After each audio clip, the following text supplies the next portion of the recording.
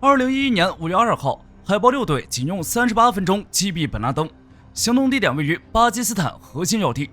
但美軍為什麼能避開密集的雷達網，悄無聲息地完成這次行動呢？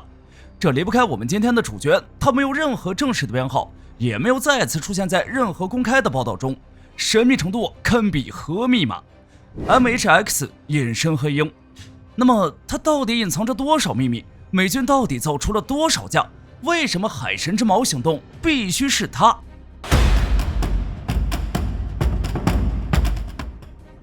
提起海神之矛行動，大多數人的第一反應一定是那支傳奇部隊——美國海軍海豹6隊。但很多人忽略了一個事實：這場行動真正的难點，並不是進入那棟房子，而是如何悄无声息地穿越数百公里，把這些頂級特种兵送進去。因為行動地點阿伯塔巴德距離巴基斯坦首都伊斯蘭堡只有大約55公里，周圍不僅有大量居民，還有巴基斯坦軍事設施。這裡不是無人荒漠，而是在敵人的眼皮底下，任何一點風吹草動都有可能讓整個行動提前暴露。所以海豹6身後還有一支幾乎隱藏王牌——美國陸軍第160特種作戰航空團，綽號暗夜前行者。而想加入160团，難度甚至高於進入海豹6或者三角洲，因為這裡挑選的不是普通飛行員，而是一群能在死亡邊緣駕駛直升機的人。新成員首先需要擁有超過1000小時飛行經驗，才有資格參加綠色排選拔。但真正的考驗從那一刻才開始。他們專門訓練在普通飛行員避開的環境中作戰，低空貼地飛行，惡劣天氣穿越，夜間無燈滲透。因為160团相信一個道理：平靜的海面培養不出優秀的水手，他們等待的不是理想天氣，而是戰爭中最糟糕的那一天。1993年的摩加迪沙之戰讓這個部隊第一次被世界記住。當美軍2架黑鷹直升機被擊落，地面部隊陷入包圍時，160团的飛行員依然駕駛直升機穿越槍林彈雨，執行救援和支援任務。這場戰鬥後來被拍成電影《黑鷹墜落》，但摩加迪沙只是160团傳奇的開始。從索馬里到阿富汗再到伊拉克，幾乎每一次美國最危險的特種行動背後都能看到他們的身影。而到了2011年那個改變世界的夜晚，海神之矛行動正式啟動。160团最頂尖的一批飛行員被秘密召集到美國內華達州的沙漠基地，他們面對的任務比以往更加瘋狂，因為這一次他們面对的是一整個國家的雷達和防空體系。於是美軍拿出了一個隱藏多年的秘密——隱身黑鷹。那麼問題來了，為什麼美國明明擁有大量成熟直升機，卻偏偏選擇改造黑鷹？為隱身而生的科曼奇不行嗎？2011年5月1日深夜，阿富汗賈拉拉巴德空軍基地，2架外形怪異的黑色直升機在夜幕掩護下悄然升空，機艙裡坐着全副武裝的海豹6隊員以及傳奇軍犬開羅。在這個主權國家的核心區域裡，任何一次暴露都可能讓整個行動提前失敗。然而，當這些黑色直升機穿越夜空時，巴基斯坦的雷達並沒有發出警報。普通直升機的機身設計主要考慮的是機動效率和載荷能力，但隱身黑鷹完全不同。為了降低雷達反射，它的機身進行了大量修改。如果從它稜角分明的結構來看，有可能繼承了部分 F117的血統。而在聲音控制方面，工程師同樣进行了大量優化。有目擊者後来宣稱隱身黑鷹僅在路過頭頂的時候發出極小的嗡鳴，再加上低空飛行路線，這架黑色幽靈成功穿過了漫長航程，直到目標建築出現在夜視設備中。一切似乎都按照計劃進行，但就在最後階段，意外發生了。按照原計劃，一架直升機需要接近目標建築上方，讓突擊隊員快速进入，另一架負責外圍支援。然而，當直升機準備悬停下降時，周圍環境卻給他制造了一個危險陷阱。本拉登為了防止外界觀察，在院落周圍修建了幾米高的圍牆。而當天阿伯塔巴德的氣溫也明顯高於美軍此預估的數值，高溫導致空氣密度下降，再加上建築物附近複雜氣流影響，直升機悬停時出現了嚴重的升力問題。一些分析認為，這種情況與渦環狀態有關。對於低空懸停的直升機來說，這是一種非常危險的情況。幾乎就在一瞬間，這架價值連城的隱身黑鷹開始失去控制，直升機尾部撞上圍牆，尾梁嚴重損壞。但幸運的是，機艙主體保持完整，沒有發生災難性的爆炸。突擊隊員迅速離開飛機，任務繼續執行。其實這裡啊很戲劇性。根據後來的報道稱啊，本拉登當時聽到了爆炸聲，但是那更像某種事故，加上身處他國要地，警惕心下降，讓他完全沒有意識到美軍來了。接下來的幾十分鐘屬於海豹6隊，他們完成了突入、搜索以及確認目標的一系列行動。到這裡啊，有剛剛上一期科曼奇的觀眾會問啊，為什麼偏偏選擇了一架改造版黑鷹，把倉庫裡的科曼奇拉出來行不行？畢竟它才是真正意義上的隱身直升機。首先啊是定位，科曼奇是一名刺客，而海神之矛需要的是一輛能把人员送进去的運輸工具。科曼奇最大的問題就是空間，它無法攜帶一整支突擊小隊，甚至把军犬開罗塞進去都很難。而黑鷹剛好相反，它可能沒有科曼奇那麼強的隐身能力，但它擁有巨大的機艙，能夠攜帶全副武裝的特種部隊。有些像火力軍一樣钟愛科曼奇的觀眾啊，會問：不派海豹不就行了嗎？如果是科曼奇的話，完全可以隱身進入，然後一發导彈帶走。当然不行，因為海神之矛行動從一開始就不是一次单純的定點清除。美國需要的不是摧毀一棟建築，而是確認死亡的究竟是不是本拉登。如果直接發射導彈，最大的風險是打中了卻無法證明，而且導彈攻擊會帶來巨大的政治風險。一聲爆炸意味着整個行動從秘密突襲變成了一次公開軍事打擊，巴基斯坦空軍可能反應，兩國關係可能變得緊張。所以美軍選擇了這架隱身黑鷹，是把多年積累的隱身技術塞進一架成熟可靠的平台。然而本拉登死了，但任務還沒有結束，因為院子裡還躺着一架無法帶走的東西，那架斷掉尾梁的隱身黑鷹。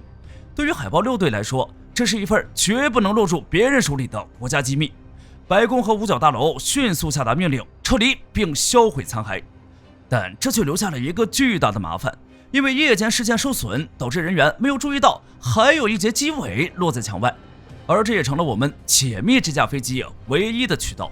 行動過去幾個小時後巴基斯坦軍方進入現場，全球媒體的鏡頭全部對準了院子外的一塊殘骸，所有人都意識到美國手裡竟然藏着一架從未公開出現過的隱身直升機。外界一度認為美國的隱身直升機探索從科曼奇後就已經結束，但這塊殘骸證明美國並沒有放棄，多年積累的隱身技術被悄悄應用到了特種作戰平台上。這架黑色幽靈就這樣從傳聞變成了現實。更詭異的是它沒有任何公開編號，沒有採購記錄，沒有媒體報道，它像是憑空出現。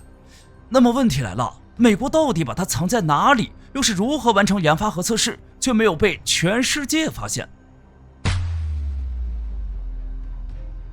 那塊遺落在巴基斯坦防爆牆外的殘骸，不僅證明了隱身黑鷹的存在，也向全世界拋出了一個巨大的諜報謎題。在21世紀，天上的軍事偵察衛星每隔幾十分鐘就會掠過頭頂，商業遙感衛星的分辨率甚至能看清地面上的車牌號。一架要進行長期氣動測試、雷達截面積測算乃至實戰演練的全新直升機，根本不可能像一根針一樣藏得嚴嚴實實。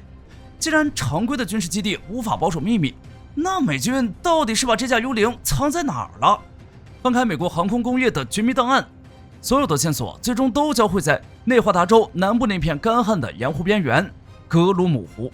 但它還有一個更如雷貫耳的名字——51區。一提到51區很多人的第一反應就是墜毀的飛碟，或者是被解剖的外星人。尤其是美國發布 UFO 相關信息後，更是成為了神秘學的殿堂。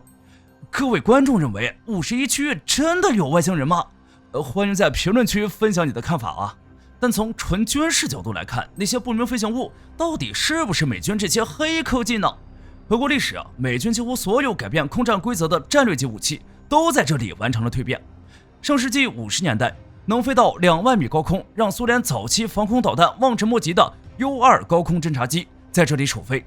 60年代，那架速度高達3馬赫，能把導彈遠遠甩在身後的鈦合金巨獸 SR-71 黑鳥偵察機在這裡劃破夜空。到了70和80年代，世界上第一款真正意義上的隱形戰機，外形如同鑽石切割般的 F-117夜鷹，也是在這裡完成了從圖紙到實戰的跨越。所以隱身黑鷹在這裡誕生也不足為奇。那麼為什麼這些帶有黑科技的武器都是在這裡誕生呢？拋開那些外星科技的言論不談，最實際的原因是這裡地廣人稀，鄰居是洛馬公司旗下大名鼎鼎的臭鈾工廠，而且是美國最大的禁飛區。還有最關鍵的一點是，51區附近就是內華達國家安全基地，是美國最重要的核武器試驗場。所以無論從防間諜衛星還是內部保密而言，沒有比這裡更合適的地方了。這裡有沒有外星人，可能要打一個問號，但是這裡絕對有美國最高軍事機密。隨着海神之矛行動的結束，偽良殘骸的曝光，隱身黑鷹已經失去神秘感。既然底牌已經被掀開，外界最關心的問題就變成了美軍究竟只是為了這場刺殺行動臨時改裝了這2架一次性用品，還是說在沙漠的深處其實早就隱藏着一支規模龐大的幽靈艦隊？美國手裡到底還有多少藏起來的底牌？很多人可能覺得，既然海神之矛行動只派去了2架隱身黑鷹，那美軍肯定也就只造了2架說不定還是特事特辦，頭天晚上臨時改装的。但這不可能，因為一套完整的特殊航空力量至少需要測試飛機、訓練飛机、備用飛機、執行任務的戰備飛機，否則不可能長期保持作戰能力。因此，更合理的推測是，美國維持的是一个小規模的隱身直升機力量，可能只是160航空团內部的一支特殊力量，他們不會出現在普通軍事演習中，不會參加日常巡航，甚至多年都不會被公眾看到。但當美國需要執行某個必須成功的任務時，這些隱藏在黑暗中的飛機才會重新出現。為什麼美國不全面列裝隱身黑鷹呢？如果每一架黑鷹都擁有這樣的能力，美國特種部隊豈不是可以在任何地方來去自如？但現實卻是，隱身黑鷹從來沒有成為美國陸航的主力。原因很簡單，它不是為普通戰爭準備的，和科曼奇一樣，這是一件專門解決不可能任務的特殊工具。一架普通黑鷹可以部署到世界各地，可以執行運輸、救援、巡邏任務，但隱身黑鷹不同，它身上的每一次改裝都是為了降低暴露風險，而這種能力本身就是有代價的。為了降低雷達反射，飛機需要特殊結構和材料；為了降低聲音，旋翼和尾部系統需要特殊設計。這些東西在實驗室裡很先進，但到了戰場維護階段，就是巨大的負擔。所以它的定位從來不是更好的黑鷹，而是特殊任務的鑰匙。當目標重要到普通手段無法解決時，它才會被拿出來。這也是為什麼過去10多年裡，除了海神之矛行動，外界很少再次看到它公開出現。不是因為它失敗了，而是因為這種武器本來就不應該頻繁出現。那麼未來我們還能再見到黑鷹嗎？科曼奇砸下70億美金黯然退場，隱身黑鷹在黑夜中悄然接過接力棒。這證明了美國那些真正頂尖的技術從來不會因為項目的下馬而死亡，他們只會潛伏在工業體系的深處，等待時機，以另一種形態繪圖轉生。曾經我們以為科曼奇就是終點，但是等來了隱身黑鷹。2011年之後，隱身黑鷹從世界上蒸發了。美軍在後來的所有公開軍事行動中，再也沒有讓這款戰機亮過相。那麼在51區那片深不可測的地下機庫裡，誰敢保證當年那套東拼西湊的隱身套件沒有進化出更加完美的隱身黑鷹 2.0， 甚至是隱身支奴幹呢？那個在黑夜中折斷的尾巴，只是美軍向全世界不經意間露出的一截刀鋒。在雷達看不到的盲區裡，還會存在更加夢幻的戰機。他們和160航空團一起繼續引入黑夜，隨時準備在未來的某個深夜再次撕開某個對手的領空，完成下一次改變歷史的突擊。好了，關於出隱身黑鷹的故事，今天就聊到這裡。別忘了按讚訂閱。你認為會有其他型號的隱身戰機嗎？歡迎在評論區分享你的看法。我是火力軍，我們下期再見。好的，各位觀眾，今天給大家推薦一款 T 恤，不僅超有態度，還堪稱性價比之王。首先，它超級輕，拿在手上輕飄飄，穿上身更是零負擔，舒服到讓你忘了它的存在。其次，面料具透氣，就像會呼吸一樣，就算在外面跑一天，也能保持乾爽，徹底告別黏膩感。最關鍵的是，價格真的讓我驚掉下巴，僅需很少的錢，你就能擁有這份清爽。質量和舒適度絕對遠超這個價位，閉着眼入都不虧，多買幾件換着穿也毫無壓力。鏈接已經給你們上了，這種寶藏 T 恤手慢無，趕緊去搶。